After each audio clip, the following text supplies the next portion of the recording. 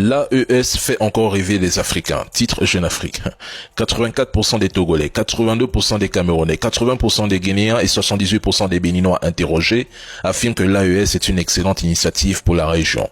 Le taux d'adhésion est extrêmement élevé non seulement au principe de cette union, mais aussi à ses premiers résultats visibles. Ce qui est amusant ici, c'est que lorsqu'un sondage mené directement sur le terrain et non dans les salons parisiens ou bruxellois ou sur les réseaux, révèle que les peuples d'Afrique de l'Ouest, même hors AES, adhèrent massivement à l'idée de souveraineté sahélienne, cela dérange profondément. Cela brûle les langues car le message est clair et limpide. Malgré la propagande occidentale, les populations soutiennent la rupture. Donc, pendant que certains Africains installés à l'étranger s'acharnent à dénigrer l'AES en relayant la propagande médiatique occidentale et en caressant les terreaux dans le sens du poil, les peuples sur le terrain voient autre chose. Un symbole de dignité retrouvée, de rupture assumée, même si, je tiens à le préciser, les difficultés persistent.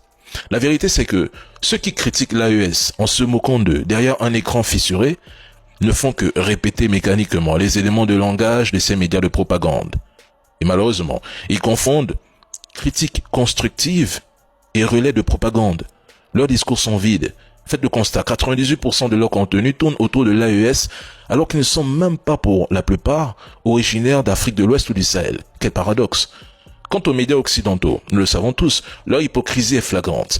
Ils savent très bien que, sur le terrain, l'opinion réelle des Africains ne correspond pas aux récits diffusés par eux.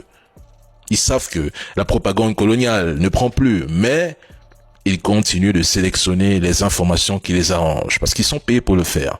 Et leur problème, c'est que l'AES est devenue leur cauchemar. Pas parce qu'elle est parfaite, non, mais parce qu'elle incarne la rupture, le changement. C'est un projet de vie, l'AES. Une idéologie qui veut à tout prix bloquer. Nous le savons tous aujourd'hui.